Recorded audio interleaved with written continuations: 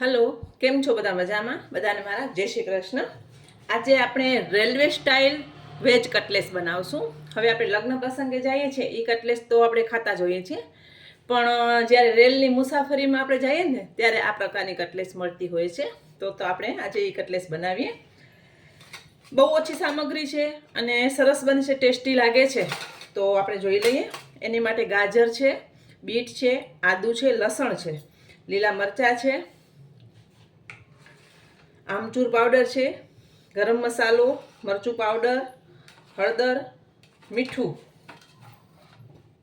Bread crumbs છે, બાફેલા બટાકા છે જેને મેં મેશ કરી રાખ્યા છે, અને મેંદો અને કોર્નફ્લોર. આટલી વસ્તુ જોઈએ છે. હવે તમને આમાં એક્સ્ટ્રા વધારો કરવો હોય તો તમે ફણસી નાખી શકો છો, વટાણા નાખી શકો છો, અને બીજી કોઈ પણ વેજીટેબલ તમને નાખવી હોય ને તો તમે નાખી શકો છો. તો આપણે પહેલાં વઘાર કરી લઈએ. એનો વઘાર કરીને જ બનાવવામાં આવે છે. બહુ ટેસ્ટી બને છે. તો ચાલો શરૂઆત કરીએ. હવે આપણે જે વેજીટેબલ લીધા છે ને એને થોડાક સ્ટર ફ્રાય કરવાના છે. બહુ બાફી નથી નાખવાના, પણ એનો એક ટેક્સચરનો ઓલું મેન્ટેન થાય એવી રીતે આપણે કરવાનું છે. તેના માટે મેં તેલ લઈ લીધું છે.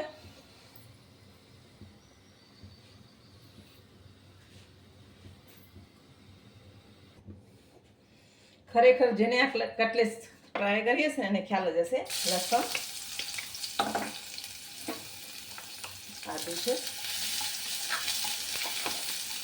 જેમાં આપણે ગાજરને મેં આવી રીતે ક્રશ કરી લીધું છે ચોપરમાં, અને સાથે બીટ છે. કેમ કે બારે કોઈ પણ જગ્યા આપણે જતા હોઈએ ને ત્યાં વધુ સામગ્રી નથી હોતી, પણ ટેસ્ટી હોય છે. હવે વટાણાની સિઝન હોય અને વટાણા હોય તો તમે નાખી શકો છો, અને ન હોય તો સ્કીપ કરી નાખવાના. મીઠું લઈ લેશું ટેસ્ટ પ્રમાણે. લીલા મરચાં છે. હવે થોડીક વાર આપણે આને સોતે કરી લઈએ. બાફવાના નથી, પણ એને સ્ટર ફ્રાય થવા જોઈએ થોડા. બહુ સરસ સુગંધ આવી રહી છે. ઘણીવાર તો બનાવતે જ ખાવાનું મન થાય, એટલી સરસ સુગંધ આવતી હોય છે. અને આગળ આપણે ઘણા બધા વિડીયો અપલોડ કરેલા છે, તે તમે જોજો, અને બધી રેસીપી સરસ જ બનશે. આનું પાણી થોડુંક શોષાઈ જાય ત્યાં સુધી આપણે સ્ટર ફ્રાય કરી લઈશું. હવે આપણું આ થઈ ગયું છે. આપણે આને જે બટાકા બાફેલા છે એની સાથે લઈ લેશું. આપણે જે બટાકા બાફી રાખ્યા છે એની સાથે લઈ લીધું છે, અને થોડુંક એને ઠંડો થવા દેશું. સાથે આપણે મસાલા કરી દઈએ. આમચૂર છે, ગરમ મસાલો છે, મરચું પાવડર ટેસ્ટ પ્રમાણે, મીઠું તો આપણે નાખી જ દીધું છે, હળદર અને કોર્નફ્લોર. આટલું કોર્નફ્લોર આપણે સ્લરી બનાવવામાં જોશે. અને બ્રેડ ક્રમ્સ છે.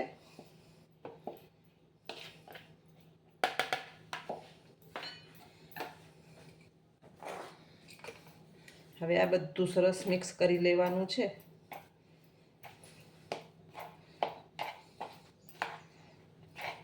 બટાકા પહેલેથી બાફીને રાખવાના એટલે પાણી બહુ ન લાગે અને બહુ ચીપચીપા ન થાય.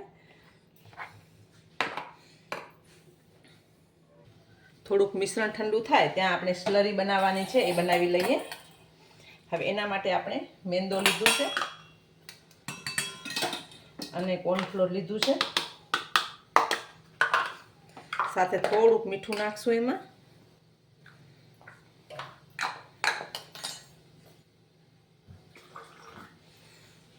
પાણી લઈ અને એની સ્લરી બનાવવાની છે. બહુ પતલી પણ નહીં અને બહુ થીક પણ નહીં. સાઈડમાં મેં તેલ ગરમ કરવા મૂકી દીધું છે.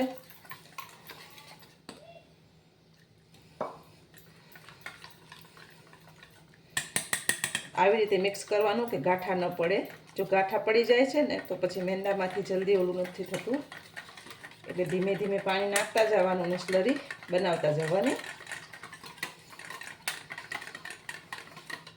આપણી સ્લરી રેડી છે. જો નાની નાની વસ્તુનું ધ્યાન રાખીએ ને તો રેસીપી પરફેક્ટ બને છે.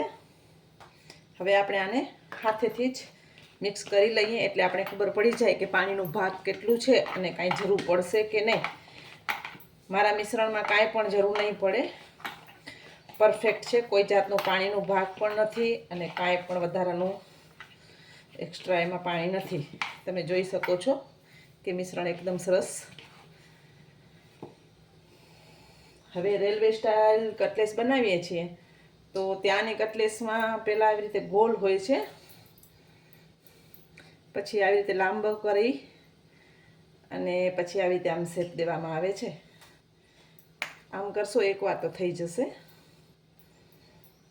સાઈઝ તમારી પ્રમાણે તમે કરી શકો છો. બધા કટલેસ આપણે કરી લેશું.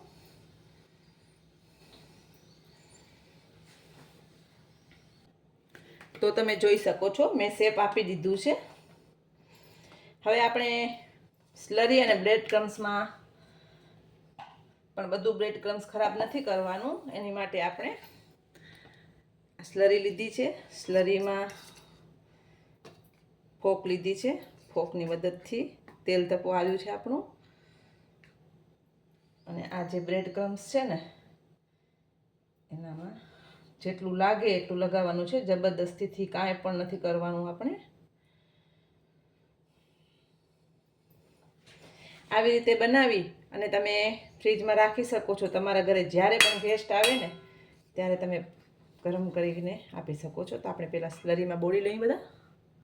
તો મેં બધા બ્રેડ ક્રમ્સ અને સ્લરીથી કોટ કરી લીધા છે. તેલ આપણું સરસ આવી ગયું છે તો આપણે એને ડીપ ફ્રાય કરી લઈએ. તેલ સરસ ગરમ થઈ ગયું છે તો આપણે એને તળી લેશું. એક બાજુ સરસ તળાય પછી જેને પલટાવવાનું છે અને એકદમ ક્રિસ્પી કરવાના છે.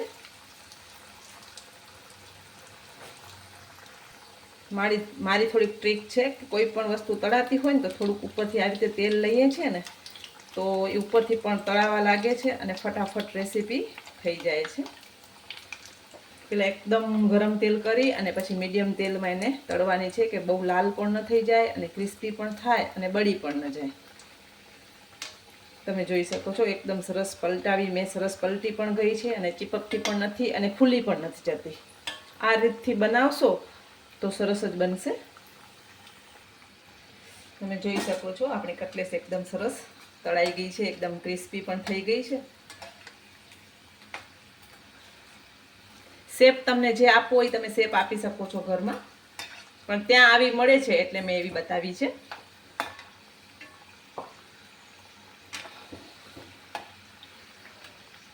તો આપણે સર્વ કરી લેશું.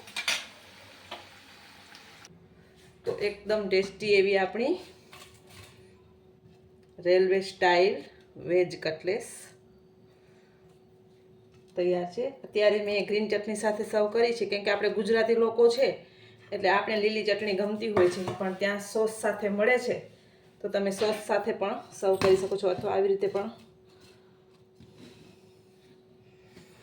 તો તૈયાર છે આપણી વેજ રેલવે સ્ટાઇલ કટલેસ. ચોક્કસ બનાવજો આ રેસીપી. શિયાળામાં મજા આવશે, ઉનાળામાં તો આવે જ છે અને ચોમાસામાં આની મજા માણજો, બહુ મજા આવશે.